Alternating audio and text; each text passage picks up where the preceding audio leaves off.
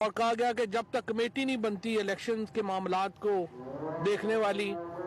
اس وقت تک ہم جو ہے یہ نہیں ہونے دیں گے۔ وہ کمیٹی بنا دی گئی۔ اس کمیٹی کے بعد کہا گیا کہ نہیں، نیب کے قوانین جو ہیں جی ان کی تبدیلی بڑی ضروری ہے، تو فروغ نسیم صاحب کے ساتھ نیگوشیشن شروع ہو گئی۔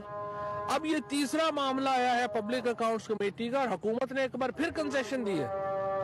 اور ہم دیکھ رہے ہیں کہ اس کنسیشن کو بھی اپوزیشن حکومت کا جو ایک فراخ دلانہ پیشکش تھی، جو سپیکر صاحب کی ایک فراخ دلانہ پیشکش تھی، اس کے اوپر عمل درآمد کے بجائے اس کو قبول کر کے ایک ماحول قائم کرنے کے بجائے اپوزیشن پھر ہنگامہ آرائی پہ اتری ہوئی ہے، اور انہوں نے آج پھر ایک نیا بہانہ بنا لیا کہ سعد رفیق صاحب کی پروڈکشن آرڈر نہیں ہو رہے تو اس لیے ہم واک آؤٹ کر رہے ہیں۔ اور سعد رفیق کے پروڈکشن آرڈر کے لیے قانونی اگر سپیکر صاحب مشورہ لینا چاہتے ہیں تو اس میں کیا مذائقہ ہے؟ وہ سمجھنا چاہتے ہیں کہ قانون، چونکہ یہ ہائی کورٹ سے بیل کینسل ہوئی اور اس کے بعد ان